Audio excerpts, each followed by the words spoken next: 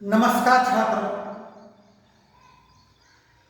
आज मैं आपको कक्षा 8वीं विषय हिंदी, इस विषय हिंदी में 8वां जो पाठ है उसका नाम है मेरे राजा साहब। सॉरी, 7वां जो पाठ है उसका नाम है मेरे राजा साहब। तो इस पाठ की जो लेखिका है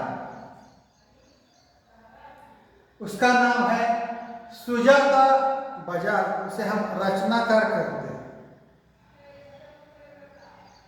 अब यह एक विधा का जो प्रकार है वो क्या है? संस्मरण। पिछली तासिका में मैंने आपको इस पाठ के जो लेखिका है उसका परिचय मैंने आपको दिया है।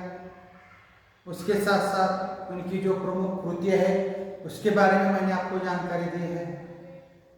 और गद्य संबंधी मैंने आपको जानकारी दी है। इस पाठ में आए हुए जो कठिन शब्द का अर्थ भी मैंने आपको बताया। तो इस पाठ का मैं प्रकट वाचन करता हूं, उसके साथ साथ उसका मैं स्पष्टीकरण भी देता हूं। तो छात्रों ध्यान दीजिए, पाठ का नाम है मेरे राजा साहब और लेखिका का नाम है सुजाता बजाज। 23 जुलाई सुबह सुबह ही समाचार मिला। तारीख कौन सी है देखो छात्रों, 23 जुलाई सुबह सुबह ही समाचार मिला। किसको? सुजाता बजाज, यानी लेखिका। राजा साहब नहीं रहे, इसका मतलब है उनकी मृत्यु हो गई है। और यह सुनते ही मानस पटल पर यादों की एक कतार सी लग गई। लेखिका को दुख हो जाता है।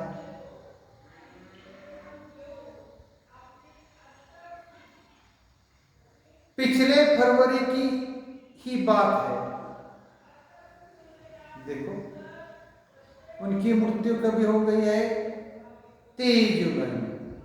लेकिन यहां लेखिका कहते हैं कि पिछले फरवरी की ही बात है, मैं दिल्ली पहुंची थी। सुजाता बजाज कहां पहुंची है? दिल्ली पहुंची है।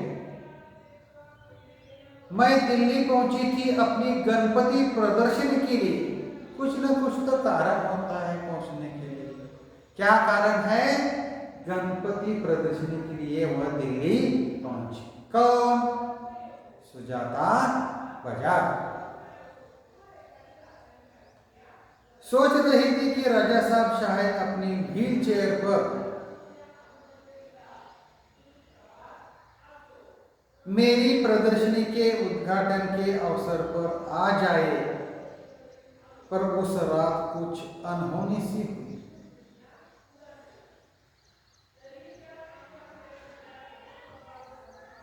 सुजाता बजाज ने तय किया था कि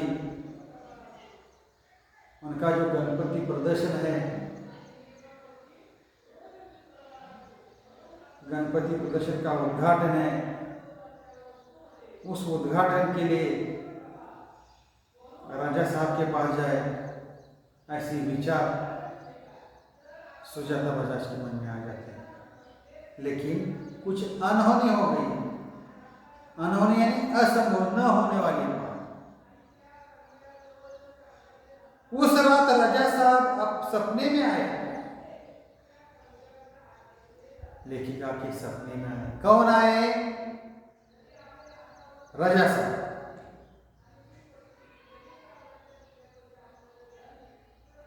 मुझे उठाया, हमने बातें की। शो के लिए मुझे उन्होंने शुभकामना दी। देखो राजा साहब ने क्या किए, सपने में शुभकामना दी और कहने लगे, सुजाता एक बार मुझे मिलने आ जाओ।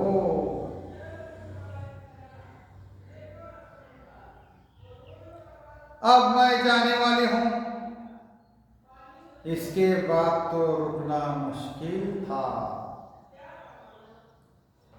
मैं पहुंच गई उनसे मिलने। वे अस्पताल में शून्य की तरह लेटे हुए थे, बीमार थे। राजा साहब अस्पताल में बीमार थे।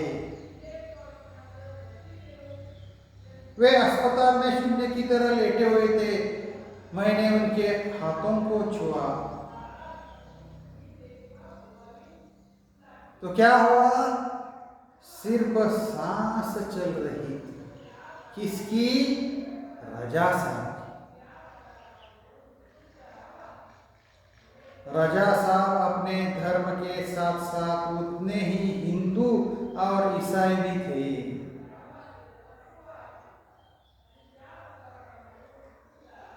राजा साहब के दृष्टिकोण से मानवता ही धर्म है।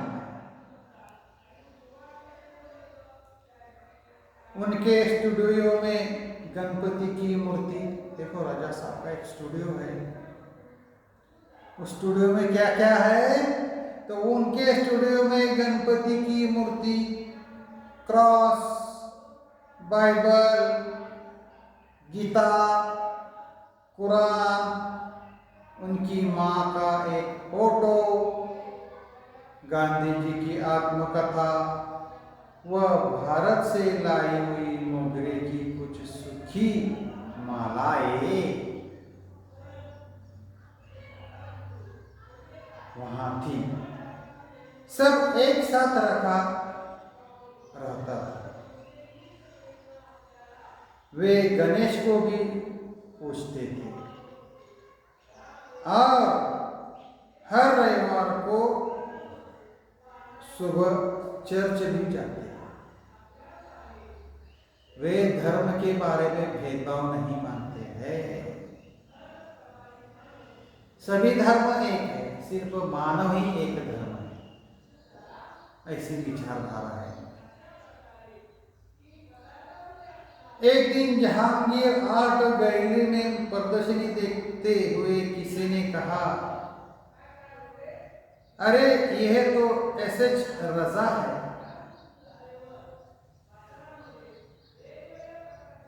मैं एकदम सावधान हो गई क्योंकि मेरी सूची में उनका भी नाम था। मैंने उनके पास जाकर कहा, राजा साहब आपसे बात करनी है। वे देखते ही रह गए। उन्होंने मुझे इंटरव्यू दिया, बहुत सारी बातें हुई। अचानक मुझे पूछने लगे कि आप और क्या क्या करती हैं, और कुछ सवाल पूछे। मैंने कहा मैं कलाकार हूँ, पेंट करती हूँ। क्या करती हूँ? पेंट करती हूँ। वे तुरंत खड़े हो गए और कहने लगे, चलो तुम्हारा काम देखते हैं।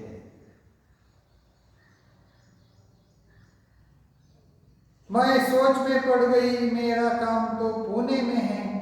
देखो सुजाता बजाज का काम कहाँ है? पुणे में है।